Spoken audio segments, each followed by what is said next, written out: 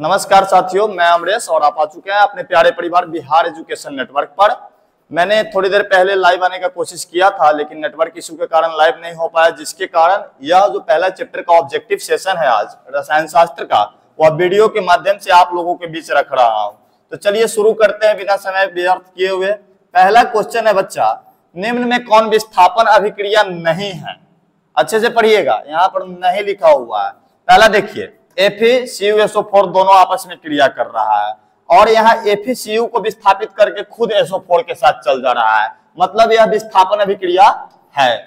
ठीक है, दूसरा ऑप्शन देखिए, FeH2SO4, यहाँ पे 2 छोटा होता, H2SO4 के साथ अभिक्रिया कर रहा है और FeSO4 के साथ बन के और H2 के साथ अलग कर दिया, विस्थापित कर दिया, ये भी है। ठीक है, उसके बाद NaBr है और Cl2 है, नीचे की तरफ लिखेंगे। NaBr जो है, देखिए Na जो है तो Cl क्या किया, Br को विस्थापित करके अलग कर दिया और Cl के साथ में खुद चला गया, मतलब यह तीनों विस्थापित अभिक्रिया है। तो निम्न में से कौन विस्थापित अभिक्रिया नहीं है? तो NaBr और AgNO3 ये दोनों अपना अपना आयन बदल रहा है। अच्छे से देखिए, AgBr, Ag जो था Br के साथ चला गया और NaNO3 के साथ चला गया। तो आयनों के अदला बदली के फलस्वरूप किस प्रकार की अभिक्रिया का निर्माण होता है? अगर आप नहीं जानते हैं तो फिर मेरा पिछला वीडियो देखिए, ऑप्शन 4 इज करेक्ट। चलिए आगे बढ़ते हैं, दूसरा क्वेश्चन की तरफ चलते हैं। निम्न में से कौन सा उत्पाद लेड नाइट्रेट को गर्म करने पर प्राप्त होता है? लेड नाइट्रेट, लेड मतलब Pb और नाइट्रेट साथ में क्या हो जाएगा, PbNO3। इसको गर्म करने पर हमको क्या प्राप्त होगा? तो N देखिए कितना 1 है और O3 2 है, NO2 प्लस O प्राप्त होगा। क्या प्राप्त होगा? NO2 प्लस O प्राप्त होगा। तीसरा क्वेश्चन की तरफ चलते हैं। निम्न में कौन अवकारक नहीं है? पूछ रहा है निम्न में कौन अवकारक नहीं है? कार्बन भी अवकारक के रूप में यूज होता है, मैग्नीशियम भी होता है और हाइड्रोजन भी होता है, केवल क्लोरीन नहीं होता, इसलिए क्लोरीन ऑप्शन हो जाएगा। क्या? क्लोरीन। ठीक है, अगला क्वेश्चन की तरफ चलते हैं। एलपीजी का मुख्य घटक क्या है? सबको पता होगा एलपीजी का मुख्य घटक क्या होता है? नहीं पता है? ब्यूटेन होता है। एलपीजी का मुख्य घटक क्या होता है? ब्यूटेन। अच्छे से समझ में आ रहा है? अगर समझ में नहीं आया तो कमेंट कीजिएगा, मैं आपको, और मेरे आप व्हाट्सएप ग्रुप से जुड़ सकते हैं। व्हाट्सएप ग्रुप से जुड़ने के लिए बच्चा 9523405291 पर मैसेज करें। इस ग्रुप में मैं आपको जोड़ दूंगा और किसी भी विषय का नोट्स आपके पास नहीं होगा तो मैं बहुत जल्द आपको प्रोवाइड करवा दूंगा। तो अगर आप इस चैनल पे नए हैं और एग्जाम की तैयारी अच्छे से नहीं हुआ है तो मेरे व्हाट्सएप नंबर पर मैसेज कीजिएगा, मैं जोड़ दूंगा आपको। ठीक है, चलिए अगला क्वेश्चन देखते हैं, 5वां क्वेश्चन। सोडियम क्लोराइड के विलयन में, सोडियम क्लोराइड है, सोडियम क्लोराइड का सूत्र क्या होता है बच्चा? NaCl होता है। NaCl प्लस विलयन में AgNO3 का विलयन मिलाना है। AgNO3 का विलयन जब हम मिलाते हैं तो कौन सा अभिक्रिया होता है, सो पूछा गया है। तो देखिए, क्या हम बोले NaNO3 बनाएगा और AgCl बनाएगा, लास्ट में जो क्या बनता है, NaNO3 सोडियम नाइट्रेट का निर्माण करता है, प्लस में AgCl का निर्माण करता है। जब मैं आपको सब्जेक्टिव कराया था तो बताया था कि AgCl श्वेत अपक्षेपण है। क्या है? ठोस अघुलनशील पदार्थ, जिसको श्वेत अपक्षेपण कहते हैं। अर्थात अगर यहाँ पे ऑप्शन आपको दिख रहा है अपक्षेपण अभिक्रिया, तो आप उसको कलेक्ट कर सकते हैं, इसको चुन सकते हैं। चलिए अगला देखते हैं, एक बार क्लियर कर देते हैं। छठा क्वेश्चन की तरफ चलते हैं। निम्न में कौन सी धातु सल्फ्यूरिक अम्ल से अभिक्रिया कर सबसे तेजी से हाइड्रोजन गैस मुक्त करेगी? इसके लिए मैंने आपको अभिक्रियाशीलता श्रेणी लिखाया था। अभिक्रियाशीलता श्रेणी में सबसे ऊपर जो तत्व था क्या था? सोडियम था, लेकिन इस ऑप्शन में आपको सोडियम नहीं दिख रहा है। सोडियम के बाद क्या है? तांबा है, नहीं है, पारा है, लोहा है, मैग्नीशियम दिख रहा है। मैग्नीशियम हो जाएगा ऑप्शन। अगर मैग्नीशियम नहीं रहता तब लोहा हो जाता। ठीक है, चलिए अगला। हाइड्रोजन या ऑक्सीजन का आदान प्रदान किस अभिक्रिया में होता है? केवल हाइड्रोजन या ऑक्सीजन की बात पूछा जाता तो हम ऑक्सीकरण और अवकरण पर विचार करते, लेकिन जब दोनों की बात हो रहा है तो क्या हो जाएगा बच्चा? रेडॉक्स अभिक्रिया, क्योंकि जिसका ऑक्सीकरण और अवकरण साथ साथ होता है उसको हम क्या बोलते हैं? रेडॉक्स अभिक्रिया बोलते हैं। क्या बोलते हैं बच्चा? रेडॉक्स अभिक्रिया बोलते हैं।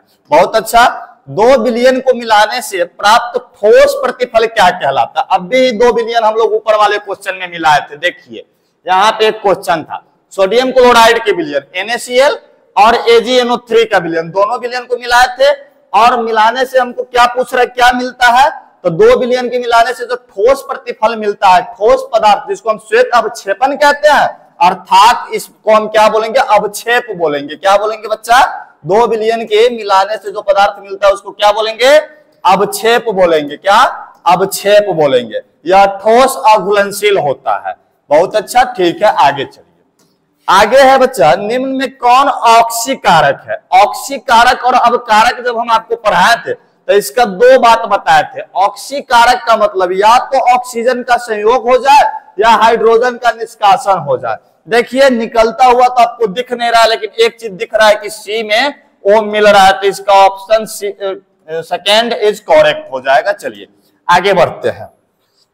10 नंबर क्वेश्चन है, बहुत इजी क्वेश्चन है, तो सबको पता होगा, पहले ही दिन की वीडियो में बताया था जब पार्ट 1 वीडियो आया था पहला चैप्टर का। तो रासायनिक अभिक्रिया में भाग लेने वाले पदार्थ को क्या कहते हैं? उसको अभिकारक या अभिकर्मक कहते हैं, इंग्लिश में इसको रिएक्टेंट बोलते हैं। और रासायनिक अभिक्रिया के फलस्वरूप जो नए पदार्थ बनता है उसको क्या बोलते हैं बच्चा? प्रतिफल बोलते हैं।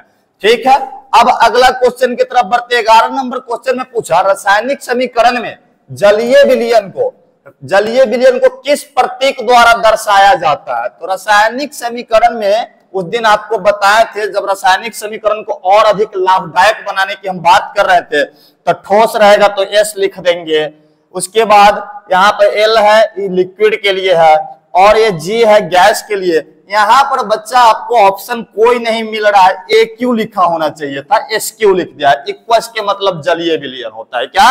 इक्वस। AQ अगर किसी भी कंपाउंड के लास्ट में लिखा हुआ आपको दिख रहा है तो समझ जाइए क्यों जलीय विलयन है। बहुत अच्छा, ठीक है, आगे बढ़ते हैं। निम्न में कौन रासायनिक अभिक्रिया की विशेषता नहीं था? आपको रासायनिक अभिक्रिया की विशेषता पढ़ाए थे। अवक्षेप तो बनता ही है, रंग परिवर्तन होता ही है, गैस तो निकलता ही है। वायु का अवशोषण रासायनिक अभिक्रिया की विशेषता नहीं है। कोई दिक्कत हो तो बताना कमेंट में, फिर आपको क्लियर कराऊंगा। कोई दिक्कत नहीं है, बहुत आराम से पढ़ेंगे। अभी टाइम है, ज्यादा तो नहीं है लेकिन टाइम बचा हुआ है। अच्छी बात यह है कि अभी से भी क्लियर हो जाएगा। अगला पॉइंट देखते हैं, संयोजन अभिक्रिया। सॉरी क्वेश्चन नहीं पढ़े हैं, डायरेक्ट ऑप्शन पढ़ने लगे। Cl2 और Ki प्लस गिब्स यहाँ पर देना भूल गया है, कोई बात नहीं, गिब्स 2KCl प्लस I2। यह चीज आप देखिए, K क्या कर रहा है? Cl के साथ आ गया और I को विस्थापित कर दिया। इसको हम कौन सा अभिक्रिया बोलेंगे? विस्थापन अभिक्रिया। आयन अगर बदला बदली होता तब फिर उसका अलग बात था, फिर अगर ऐसा क्वेश्चन होगा हम आपको बताएंगे, टेंशन नहीं लीजिए। चलिए आगे के क्वेश्चन देखते हैं बच्चा। एंटीऑक्सीडेंट क्या है? भोज्य पदार्थ का ऑक्सीकरण रोकने के लिए उपयुक्त पदार्थ, भोज्य पदार्थ का ऑक्सीकरण कराने के लिए उपयुक्त पदार्थ, दुर्लभ दूर करने के लिए उपयुक्त पदार्थ, और इनमें से कोई नहीं। तब भोज्य पदार्थ जब हम ज्यादा खाना खा लेते हैं तो हमको जो होता है ना, तो एसिडिटी को रोकने के लिए एंटीऑक्सीडेंट का उपयोग किया जाता है, मतलब ऑक्सीकरण कराने के लिए। जैसे हम लोग के इधर पर एसी लॉक दवाई उपयोग होता है तो उसको एंटीऑक्सीडेंट बोल सकते हैं, भोज्य पदार्थ का ऑक्सीकरण कराने के लिए। अगला क्वेश्चन है बच्चा, श्वसन में कौन सी अभिक्रिया, श्वसन कौन सी अभिक्रिया है? बताइए। ऑक्सीकरण अभिक्रिया, विघटन, संयोजन, विस्थापन। ऑक्सीकरण अभिक्रिया कौन सा अभिक्रिया है? ऑक्सीकरण अभिक्रिया। उसके अगला क्वेश्चन है, भोजन का पचना, पचनाप लिखा गया, कोई बात नहीं, भोजन का पचना कैसी अभिक्रिया है?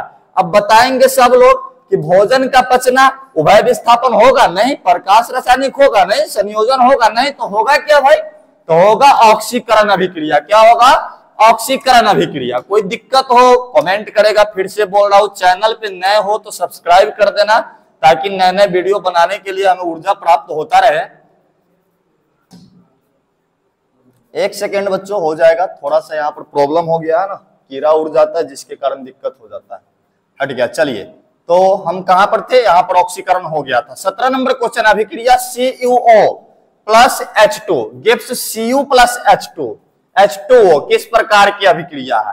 देखिए यहाँ पर क्या था? CuO था और वह O किसके साथ चला गया, H2 के साथ, और Cu अकेले बच गया। और जब भी ऐसा घटना घटता है, जब पहले वाला के छोड़ के दूसरा के साथ चला जाता है, तो उसको हम क्या बोलते हैं, विस्थापन अभिक्रिया बोलते हैं। क्या बोलते हैं, विस्थापन अभिक्रिया बोलते हैं। दिक्कत होगा बताना हमको। समीकरण CaCO2, अच्छा से 2 लिखेंगे नीचे की तरफ, ऐसे पहले क्लियर कर देता हूं ताकि साफ साफ आपको दिखे, उसके बाद फिर आगे चलेंगे। CaCO2 Ca और CO2 बनाया है। तो हम पिछले दिन आपको एक बात बताए थे, याद है या नहीं, नहीं याद है तो फिर से बताते हैं कि जब एक बड़ा यौगिक टूट करके 2 या 2 से अधिक साधारण यौगिक में बदल जाता है तो उसको क्या कहते हैं, वियोजन या विघटन अभिक्रिया। ऑप्शन देखिए इसमें किधर है, हाँ यहाँ है, वियोजन अभिक्रिया। ठीक है, अगले क्वेश्चन की तरफ चलते हैं बच्चा। CuSO4 + Zn। अब देखिए फिर क्या करेगा, Zn Cu से ज्यादा होशियार है, मतलब कहने के लिए हम कह दिए होशियार, लेकिन अब ये क्रियाशील है ज्यादा, तो ये ZnSO4 के साथ आ जाएगा, ZnSO4 के साथ आ गया। और यहां पर क्या है, Cu, तो यह क्या फिर कर दिया, विस्थापन कर दिया, यह भी विस्थापन अभिक्रिया है। अगर आपको वीडियो पसंद आए तो चैनल को सब्सक्राइब कर दे, लाइक कर दे, और मैं आपके साथ नए नए वीडियो में मिलता रहूंगा। जय हिंद, जय बिहार।